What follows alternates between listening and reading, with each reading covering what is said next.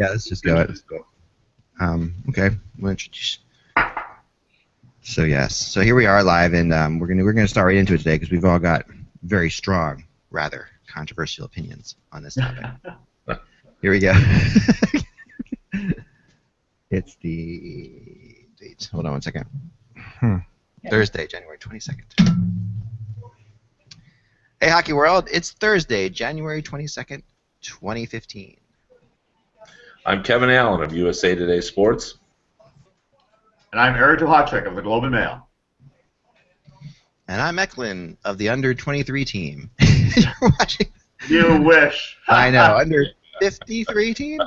I'm on the Under-53 team. Let's call it that. I barely qualify for the Under-60 team, so. You're just barely under 60 today, Kevin. Kevin's 59 today? Yes. Awesome. Proud of that. Well, you know what's funny? Because as I'm sitting there and I'm thinking about, because I just turned 46. If you have 46. 46? Yes. No wonder you can't get the dates right. I know. I'm really bad with this stuff. All right, so I just turned 46, and I'm thinking to myself, well, Kevin Allen is 59. Like you said, how old are you? 59. I'm like, that's 13 more years of happiness. Like, because you seem like a perfectly happy, normal human being, and I was thinking. Well, I feel relatively happy. See, so as I'm sitting there, I'm like at 46. I'm like, huh.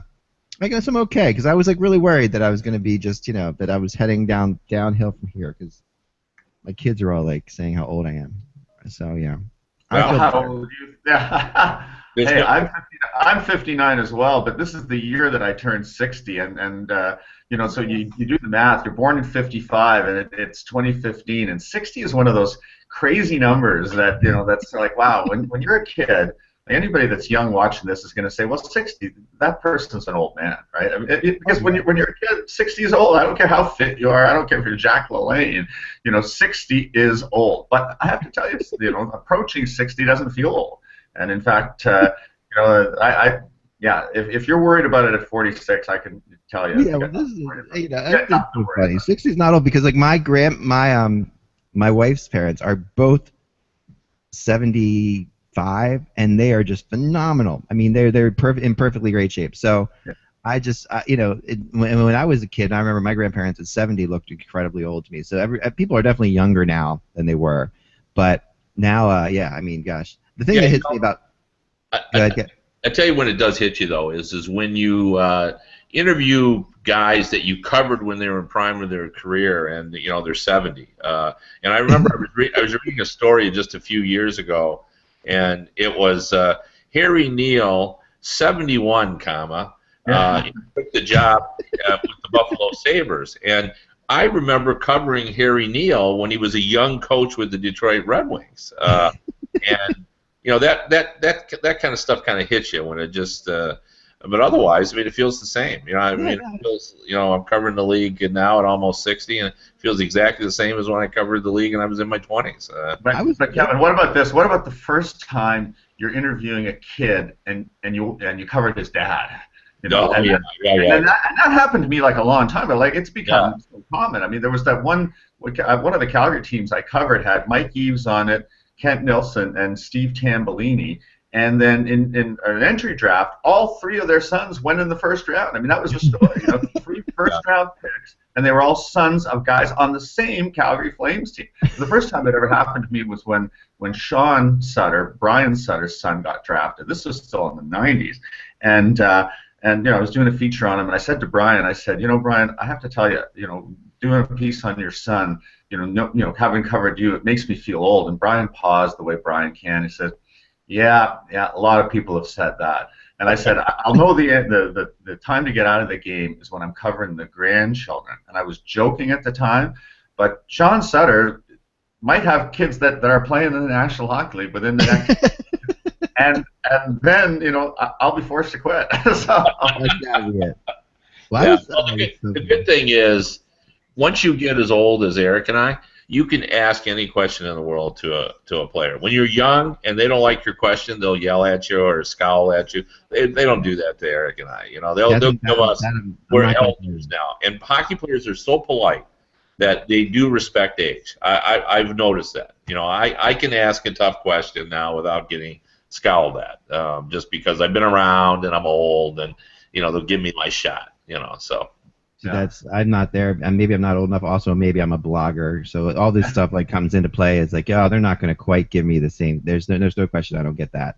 Yeah, Kevin, I'll never forget. Kevin and I were in New York for that player media tour this year, and the way it works is that everybody gets assigned their own boardroom, and you get like 15 minutes with all these players, and you know they shuffle from room to room, and sometimes you know you finish your interview with somebody and you're waiting there. So I'm there. I finished with I forget who, and I was in front of my laptop just working away, transcribing, just organizing my thoughts, and I looked up, and Sidney Crosby was standing there, and I guess he'd been standing there a minute or two, and he said, "Oh, I didn't want to interrupt." And I'm thinking to myself, "What a polite young man!" You know, I was waiting for him. It wasn't, you know, it wasn't like I was doing anything. But he was just so polite that he just stood there for a minute or two until I looked up and oh, okay, and you know, and then we had our 8 to 10 or 12-minute conversation, and he went to the next boardroom. But but Kevin is right. You know that.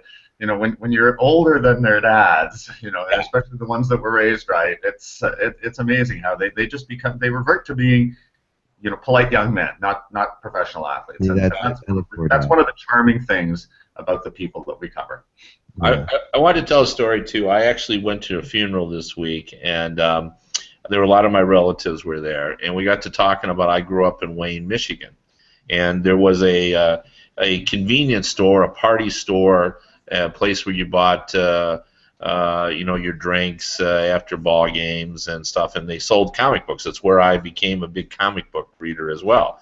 And it was called Foster's, and it was run by a guy we called Old Man Foster. And, anyway, we got to talking about the days of growing up in Wayne with some of my relatives in the 1960s, and the discussion came to Old Man Foster.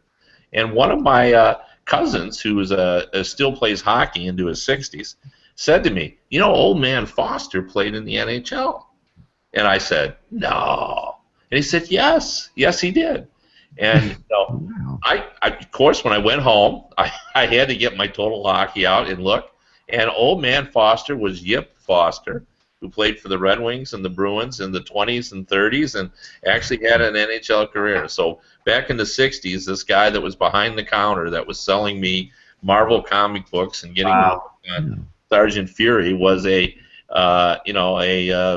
played in the NHL, and I'm thinking, geez, just a weird world. I mean, he was a Canadian who settled in Wayne, Michigan, and opened up a convenience store, and here I am as a kid going in there. Then years later, I'd covered the league for 30 years and just discover by accident that he had been an NHL player. I thought it was kind of a neat thing, and to look him up on the web too and see the photos of him, and looking and thinking, God, it is Old Man Foster. You know, that's amazing. Harry Yip Foster was his name. Yip Foster. What was he, a defenseman or forward? What was he? Yeah, he was a big guy. He was a real big guy.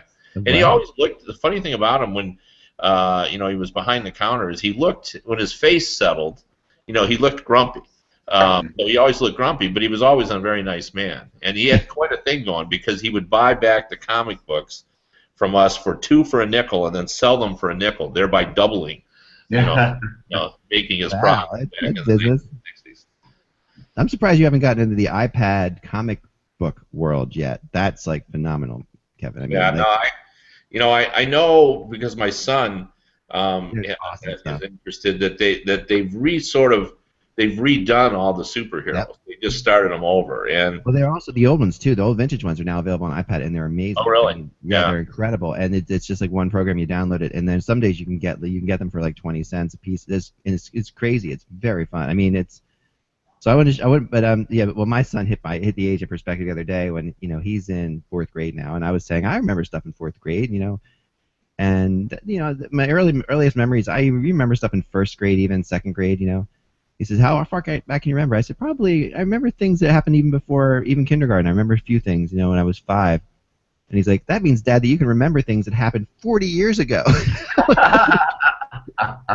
Like, I guess you're right. Yeah, and that does throw things into perspective. 40 years ago, that's the problem. So right. Oh my gosh. So this is me. I had to do this real fast before you do. This is me resurfacing my rink the other night, in the middle of the night. Okay, so I'm out there, and there's a night vision camera. Wow. That we have, and I didn't realize it would pick me up to look quite like I'm in a hazmat suit, but I'm actually in like a black jacket that has reflective things on it for running. And I'm out there, I'm out there throwing some hot water on the ice because it was all messed up. And I've got like the head flashlight on, and I'm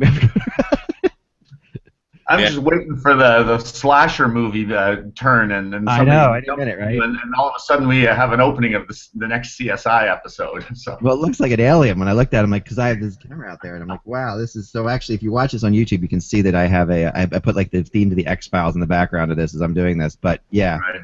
totally crazy. I'm totally subscribed to your personal philosophy that if it's worth doing, it's worth overdoing. I've quoted you on that now several times, and our family has always sort of gone along with that anyway, but we just never verbalized it quite as well as you just did. So awesome. No, it's absolutely a mantra around here, and it's that, and there's no mistake is too big to make. That's the other thing we have around here.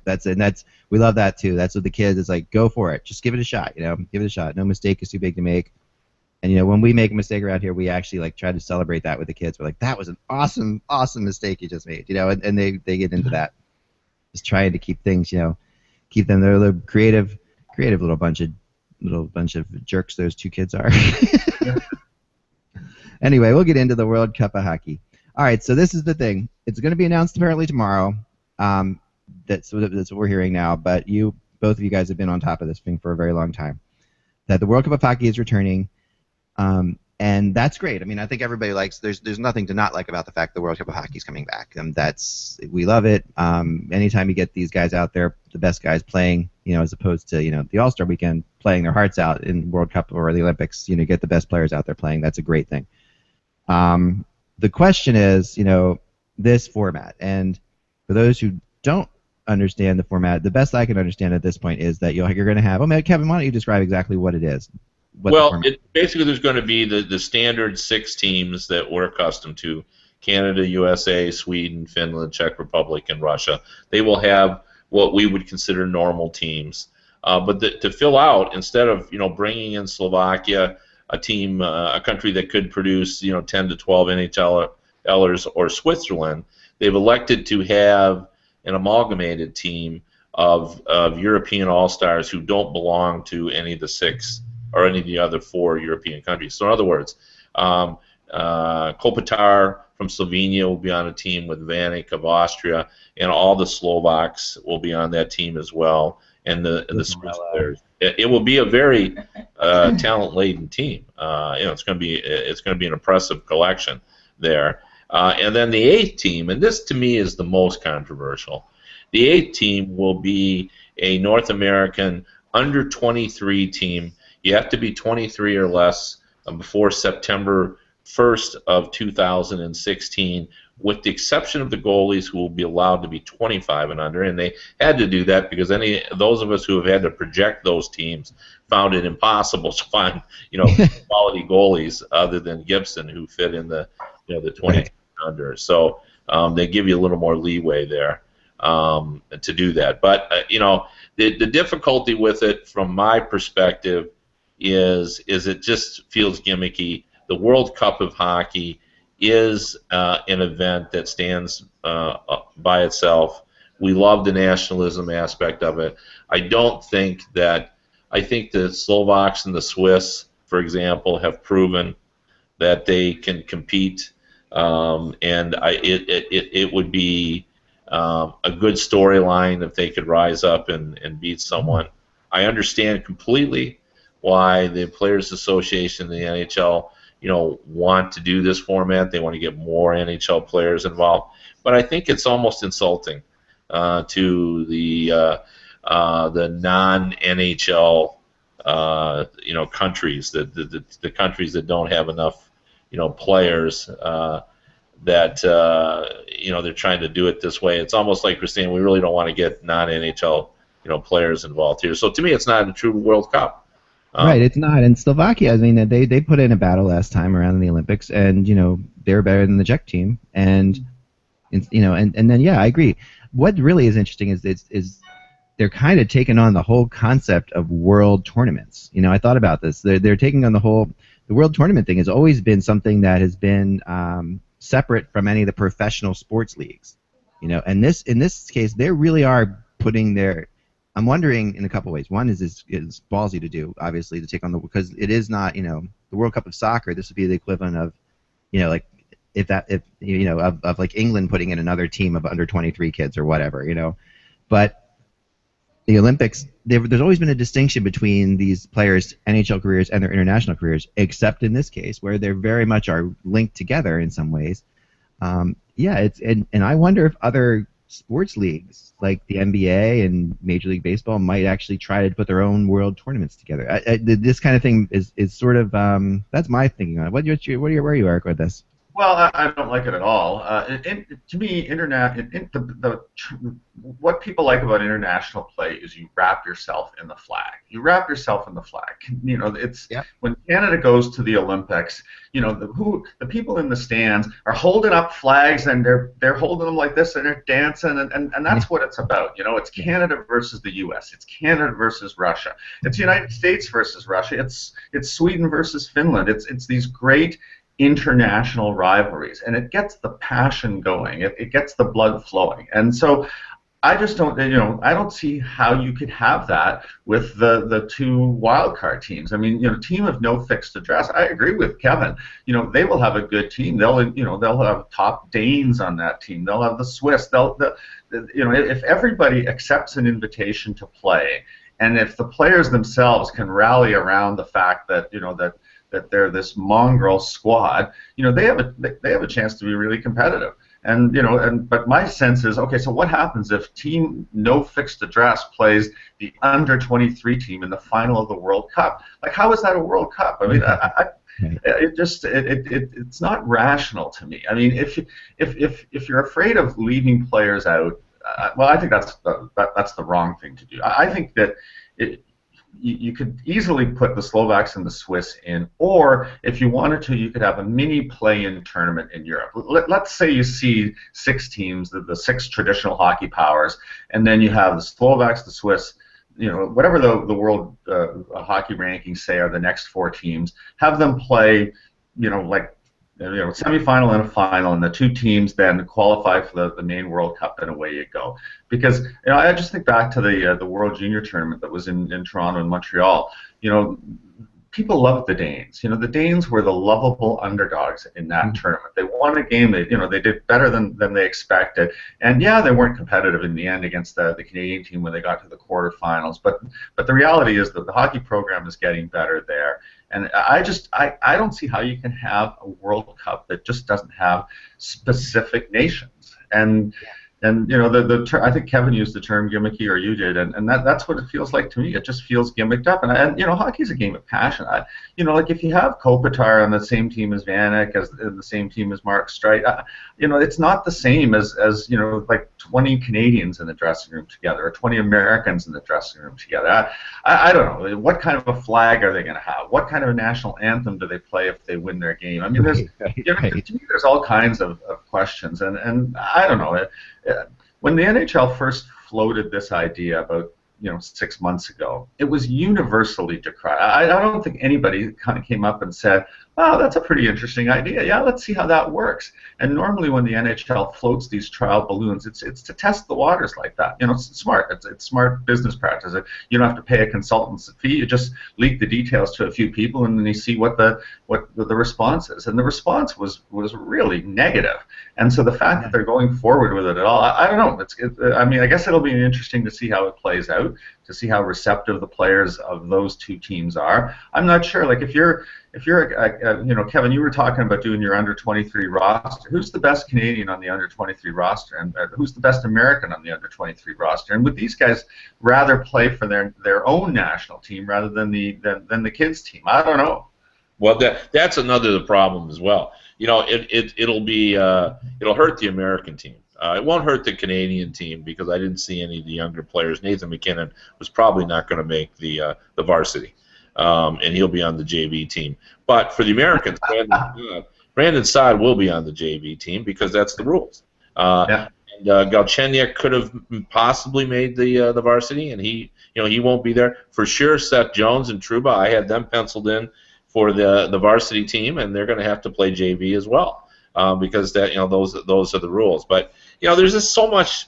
I mean, I think Eric was right on the money on this too. But when the European All-Star team wins a game, who celebrates? Like, who gets excited? I mean. Right.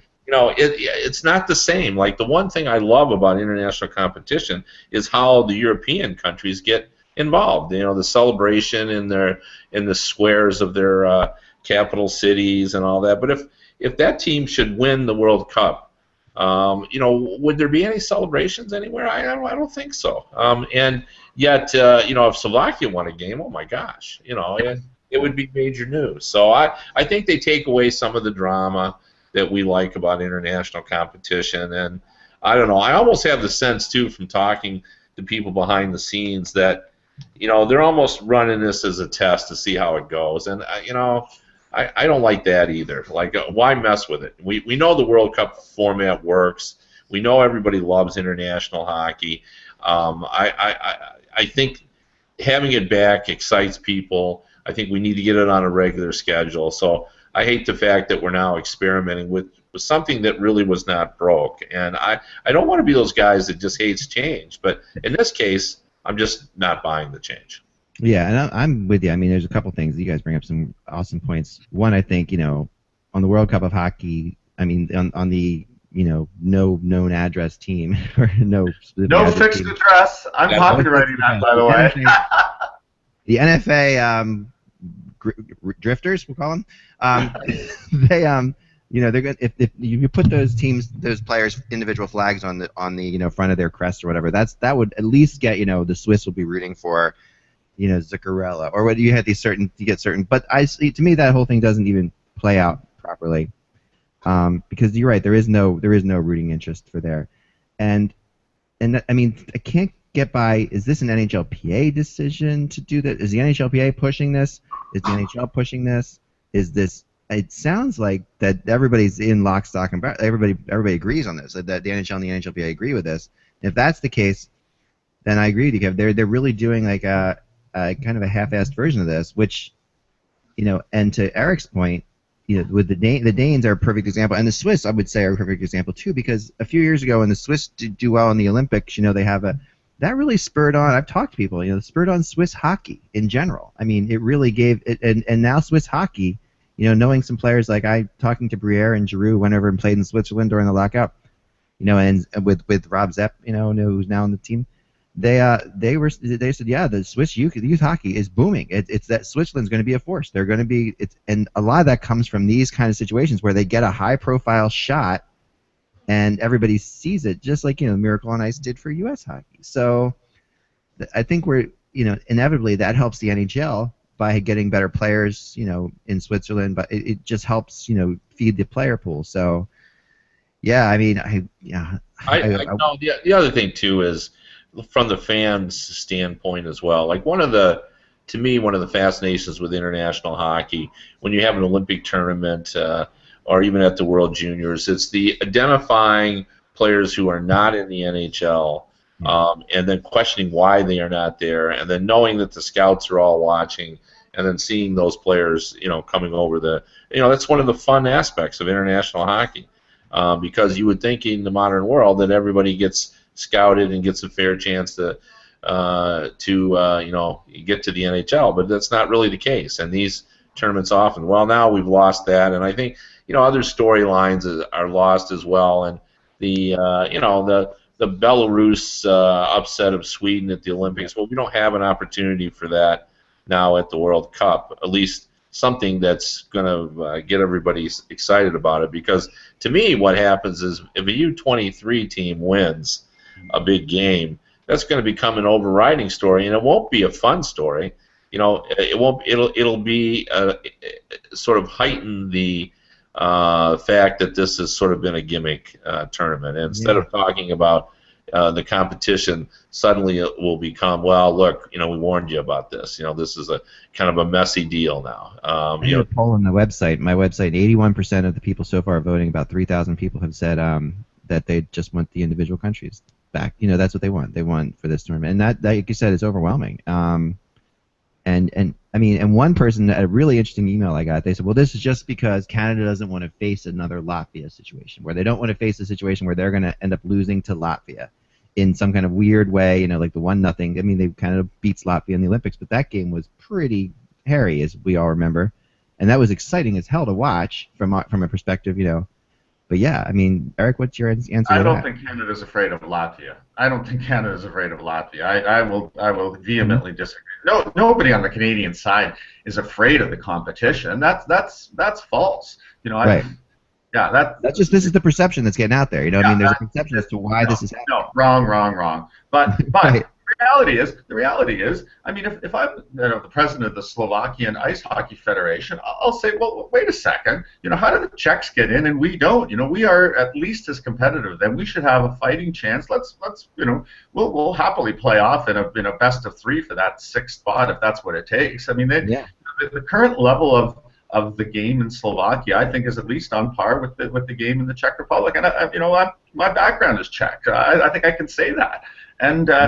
And so, you know, I just think that there's a whole bunch of people there that you know, that will feel slighted to this, and that's not the point of this thing. The whole point of this is to celebrate the World Cup, and it would, like I said, it was an easy fix. It was an easy fix. People understood that, you know, you can't get 10 countries or 12 countries in a World Cup, but you can have a play-in round. I mean, remember way back in the day, Kevin, when they had the World Cup, you know, the tournament would start in Europe. You know, that was one of the things that they tried. They played some preliminary game, and then they would shift the thing to North America, and I think that worked quite well in terms of what the NHL is trying to achieve. I mean, the NHL is trying to achieve a number of different things. It wants to take control of best on best. The one thing that it doesn't like about the Olympics is that it cedes control of the tournament to the International Olympic Committee and the IHF. So they feel like they're a visitor at the Olympics, and I think that one of the reasons that, you know, that they have not opted into the Olympics readily in the last couple was just because they wanted to have more of a presence.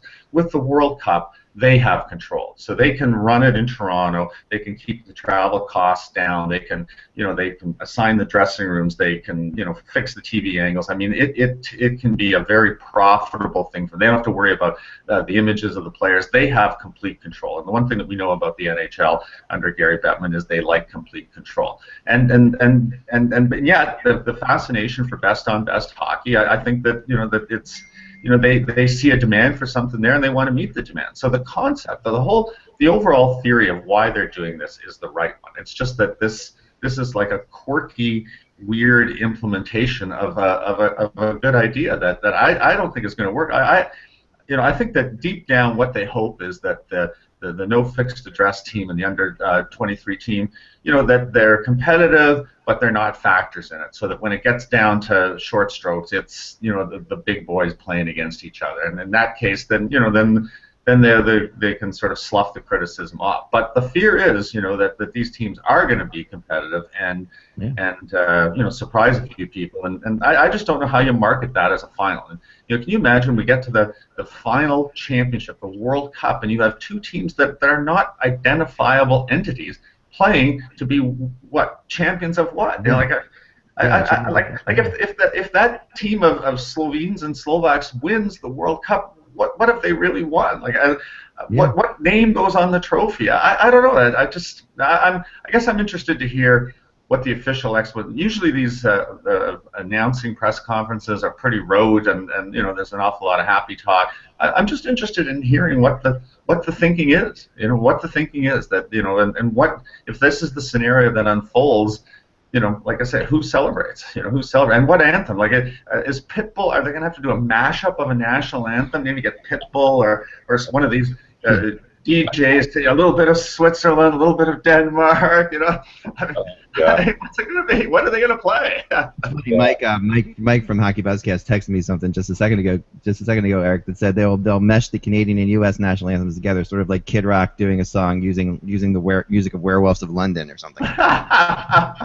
I would listen to that, actually. You know, and this U23 team, you know, will be pretty good. You know, I mean, Huberdeau will be on it, McKinnon will be on it, Couturier will be on it, Brandon Saad, Johnny Gaudreau.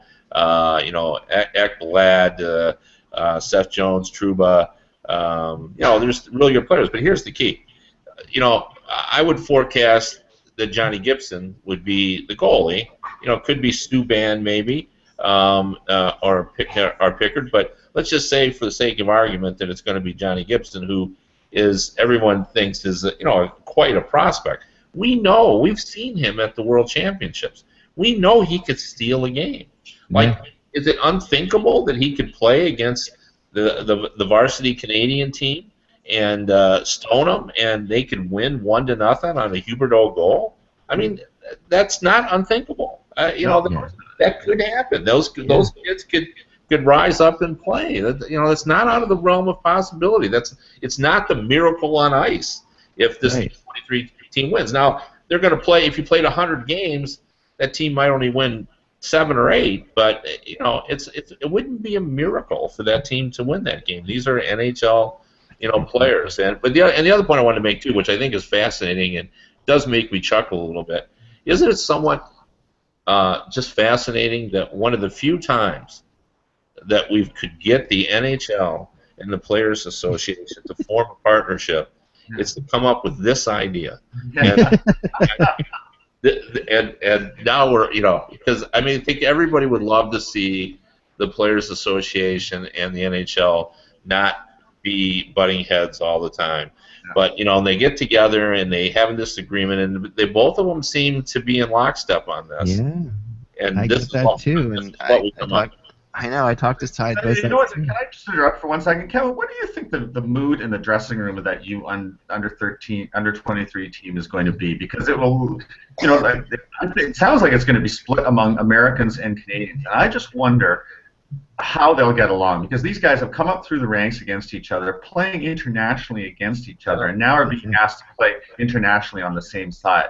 I think about when we talk about the World Cup, the predecessor was the Canada Cup. One of the hardest things for the Canadian team in the 80s to do was to take 6 Edmonton Oilers players and 6 New York Islander players and turn them into a cohesive unit. I mean, they practically, they had a lot of trouble with dressing room chemistry. If you talk to Gretzky, Messier, I talked to all these guys actually at the Oilers' 30th reunion this year, and they will tell you that honestly right now that it took a long time for them to put the animosity of their NHL rivalry aside so that they could unite and play for Canada. And so when I look at this U23 team, I think about all these guys that played against each other in U18 and in U20 and really had a great rivalry, and now suddenly they're teammates. I don't know. I guess it's like the old days when Minnesota players and Massachusetts players didn't get along. But I'd be interested, Kevin, can they make that work? Yeah. Well, maybe they're counting on it not working. Because this is really, what it really reminds me of is back in the old days. I used to be the scorekeeper for the city softball league, and we'd have tournaments, and we would have to fill these tournaments. In order to make the tournaments work, you'd have to bring in a couple of teams, and you'd create some teams just to fill in, and they were supposed to just lose. They were supposed to move on. They're supposed to fill the brackets so they were even, and everybody played the same amount of games, and that's what this sort of feels like. But these are going to be quality teams. But maybe in the back of everyone's minds, they're saying, well, they won't be able to come together. Because I agree with you. The Canadian boys, we all know the pride they have in international competition. To me, that's what makes Canada great, is they can rise up and they have great pride in wearing the maple leaf on their chest. And what do we have on their chest now? Is it a maple leaf and a stars and bars, or what? What do they wear? What kind of jersey? I don't know. An NHLPA logo is my guess, but Yeah, and who's going to run that team? That's the other issue too. Right, who's the coach of that team? Who coaches young players really well?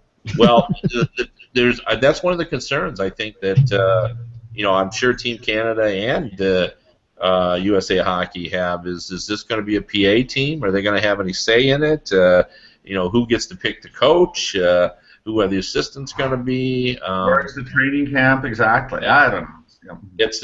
All of this is really, really messy. But the one point that we have glossed over and I think anyone listens realizes that Eric and I both like international hockey a lot. And I'm glad the World Cup is back. Yes. You know, and I hope that this ends up just being a one-year experiment, and then we go back to the way it used to be. Because I like the play-in too. Eric brought that up, and I think that's just another layer to it. Yep.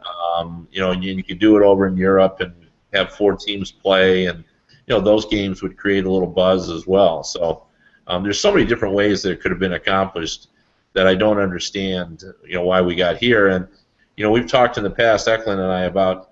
I think the NHL, and Eric brought this up as well, you know, really would like to get the World Cup so that it supersedes the Olympic Games. You know, we have that in soccer. I mean, the World Cup of soccer is bigger than Olympic soccer. That's a big thing. And I think they see that and wonder whether they can accomplish that. I don't think that's possible.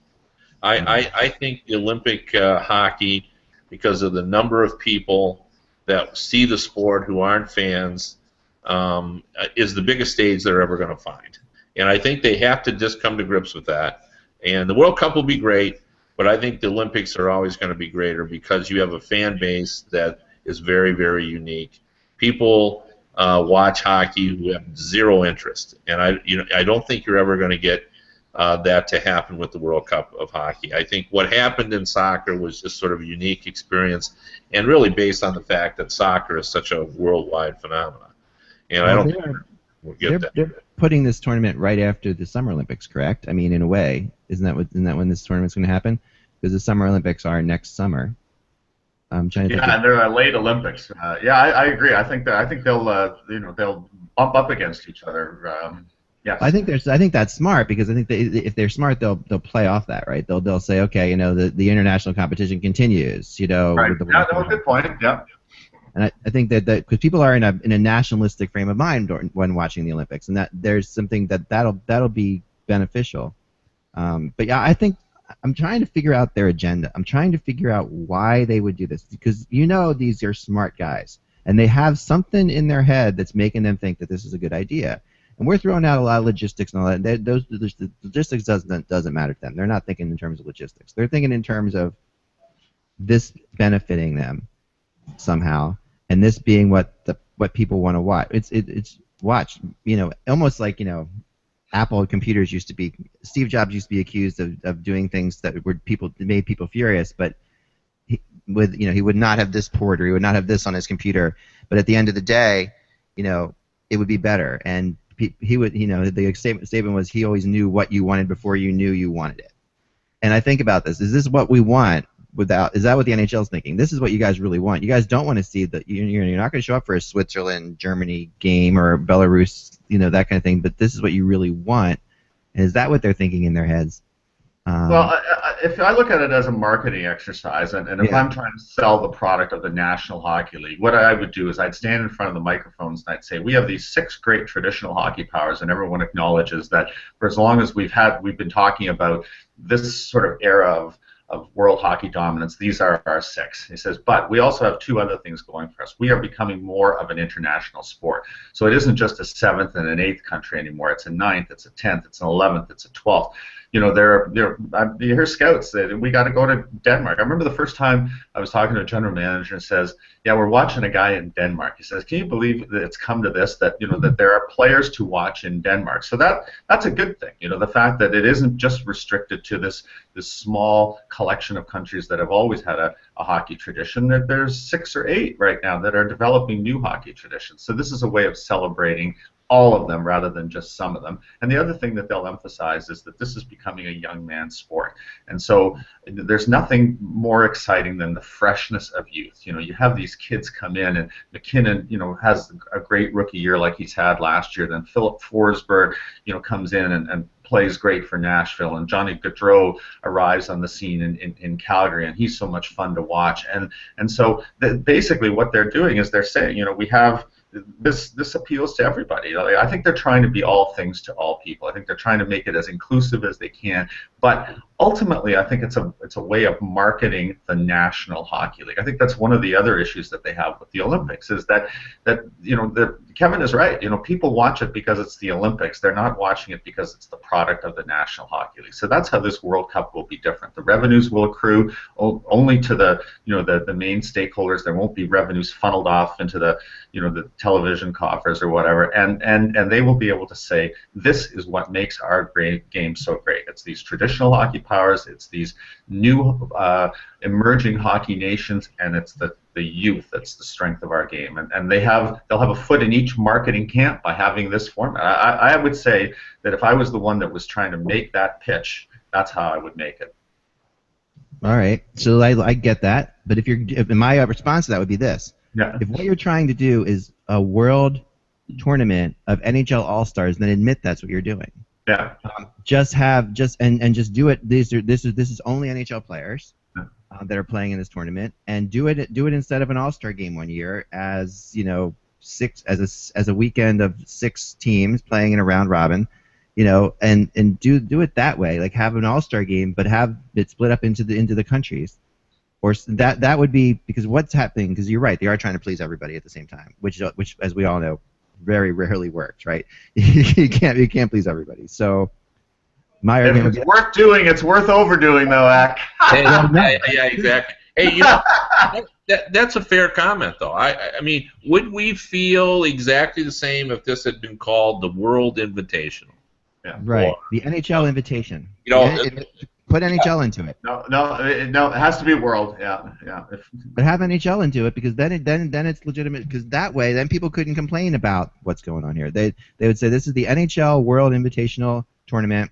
We're bringing the best NHL players, and we're splitting them up into their countries. They've always played in the All-Star games before, but that's never been for real. This time they're playing for real in a preseason tournament that's NHL's finest.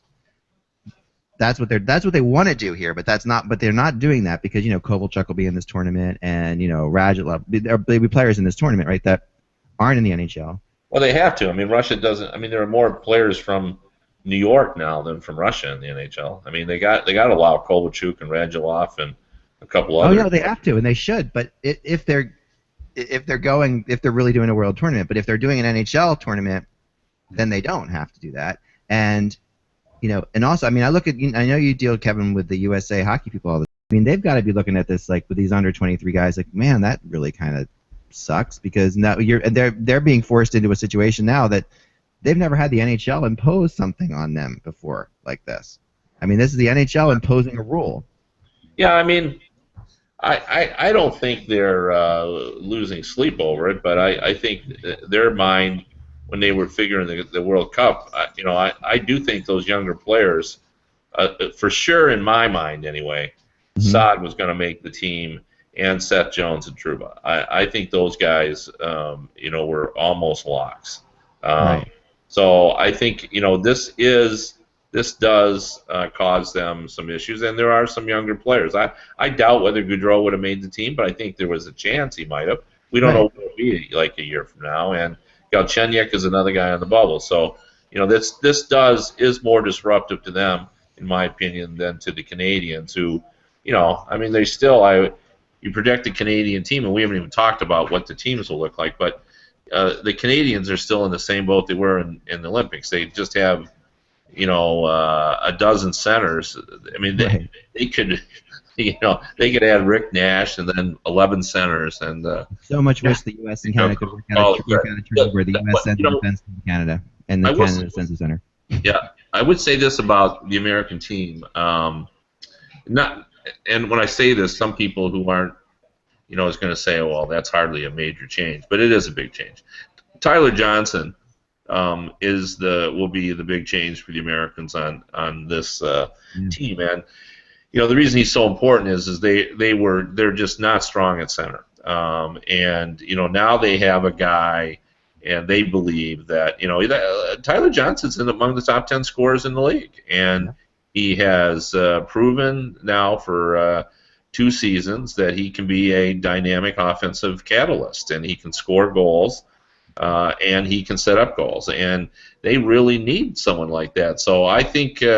they're going to be a better team because Tyler Johnson is going to be either their number 1 or number 2 center, and Stepan's a little older, and I think that'll help them as well.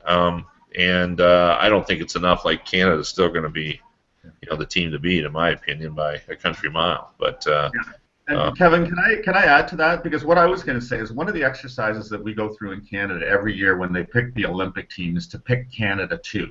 And the idea is that once you select the top 23 players from Canada, if you had the opportunity to pick player 24 to 46, how would that team look and how competitive would they be? If you want to gimmick up a World Cup, rather than have a team of young stars or rather than have a team of no fixed address, why not enter Canada too? Or if we have the play-in round that we talk about, send Canada too over to Europe in September to see if they can play in and beat Slovakia, Switzerland. Because I would wager, I went through this exercise the last time. When you think about the guys that didn't make the Canadian team, I mean, Mark Giordano didn't make the Canadian team. He's a Norris Trophy candidate right now.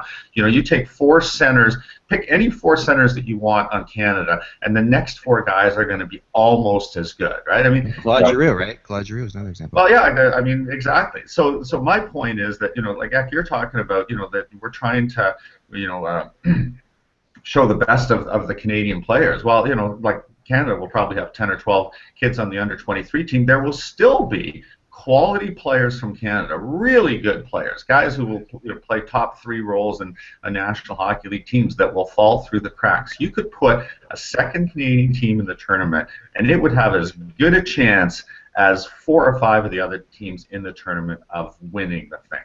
And I think that is something, the tournament's in Toronto. I think Canadian fans would be absolutely fascinated to have 2 Canadian entries. And hey, if you really want to, go crazy, enter a team from Quebec. I mean, this is something that always comes up, or it did when there was more of a separatist movement in Canada. What if you picked the best of the French Canadian players and allow them to go in? So I don't know. I mean, like as I say, those are gimmicks, and I think that that the same issues that would arise with those suggestions are the ones that we've just talked about. But I almost like those better than the idea of an all-star team from sort of the European leftovers and a kids team of players that have grown up, like learning to dislike playing against each other, now being forced to come together in a very short time and play as a team. Eric, this is exactly the point, because what they've done here is they've opened up us to talk about things like that.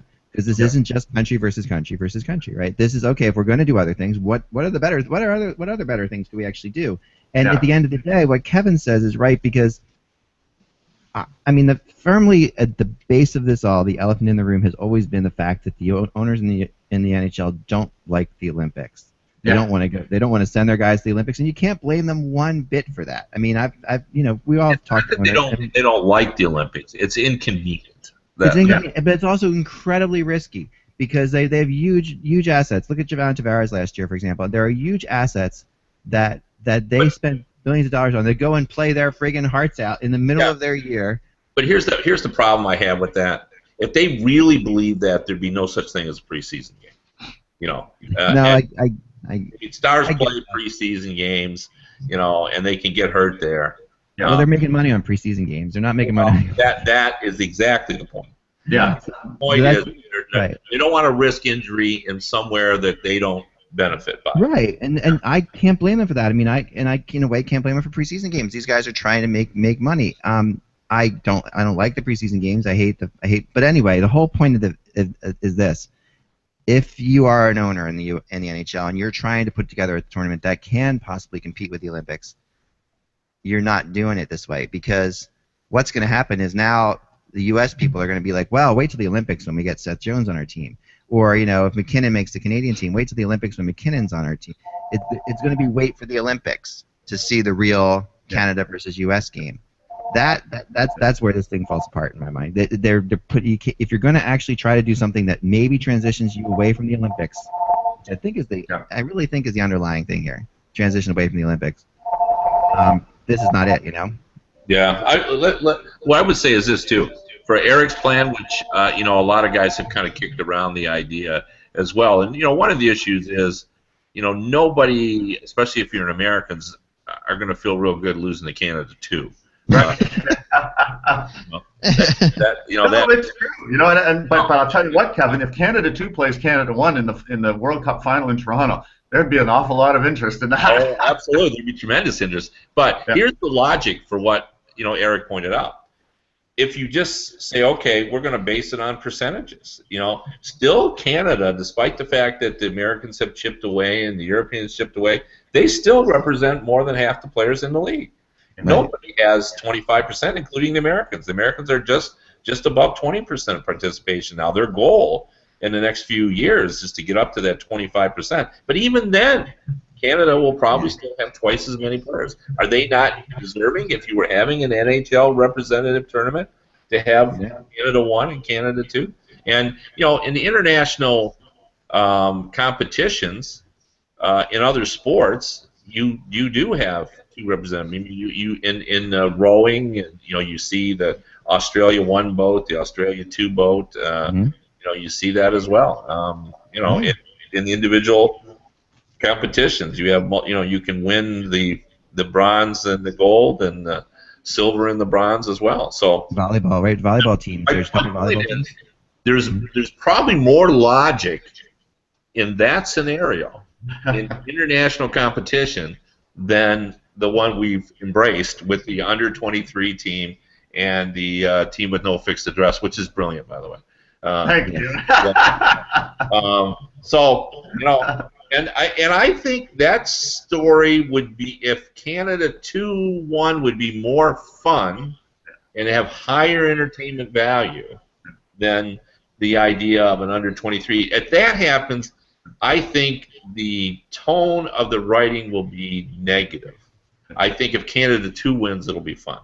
Yeah. That's just the guess. Here's the other thing, Kevin. What if what if you decide that you grant 2 entries to Canada, and rather than have like Steve Yzerman pick Team 1 and Kenny Holland pick 2, what if you had the same format that we're going to have at the All-Star game this week, where Holland stands there and Yzerman stands there and says, okay, let's draft these teams on national television. You've got the first pick. I take Carey Price. Okay, well then and you pick the goalies that way, and so it's not just a Canada 1 and Canada 2, but it's 2 teams that are roughly evenly based. If you get the first pick, you get Sidney Crosby. You get the second pick, you pick Carey Price. That would be something. Oh God, that would be awesome. That would be awesome. Because then you wouldn't have the embarrassment of losing. I'll take that further. You could sell out the Air Canada Center if you held that draft there and charged everybody $25. People would come to be there to watch that draft. 20,000 people. Absolutely. For sure. 7 million. If you had a pre-tournament game between the two of them, you would just sell out like crazy as well. I mean, if just a pre-tournament scrimmage between those two teams would be I mean, there's so many things, there's so many ways you can go with that, and that does actually follow in the more international tradition, which goes back to my final thought, which is that this is not this is an NHL Cup of Hockey, and it's not a World Cup of Hockey, but it's being guised as a World Cup of Hockey, but it really is an NHL Cup of Hockey, and I think that they're not going to be able to supplant the Olympics with this. Perhaps they are. This is a resignation. The other thought I had, this is a resignation. The fact that they're going to the next Olympics. They basically, I think, at this point, are going to go, right? I mean, that's the assumption.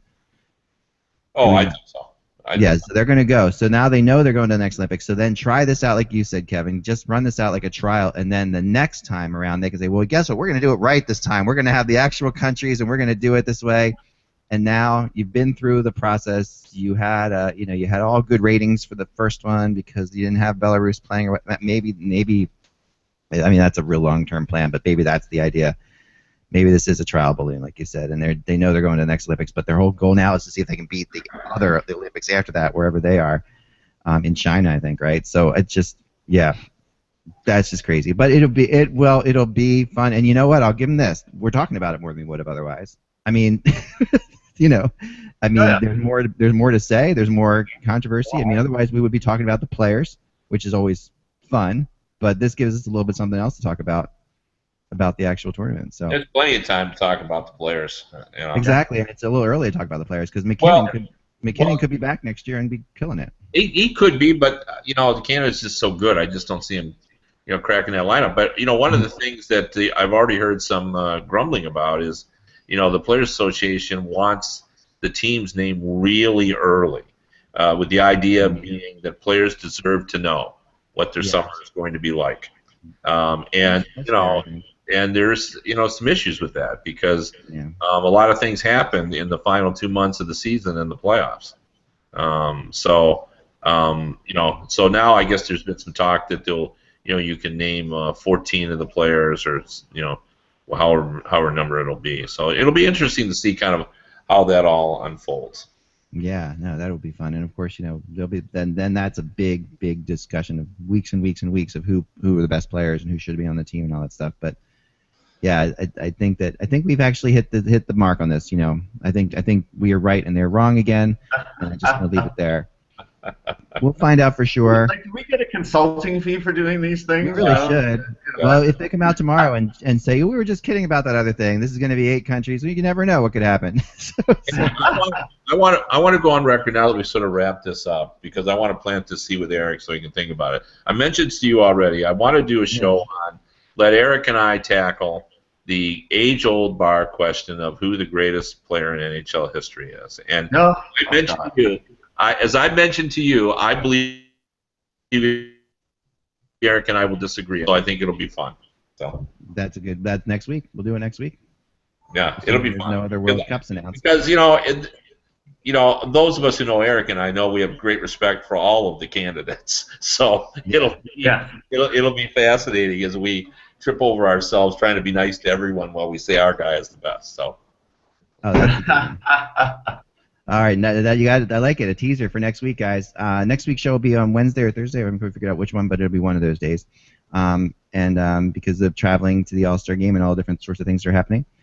So, guys, thanks for watching. You can follow Eric at the Globe and Mail, and Kevin, of course, at USA Today. And they're on Twitter. You're at eDuhachik, right? Eric? At eDuhachik, correct. At eDuhachik. And then Kevin is at by Kevin Allen. Definitely follow them on Twitter. If you're not reading their stuff, you're just not reading what matters in this hockey world right now. So there you go. Remember, without the buzz, it is just hockey talk. To you soon.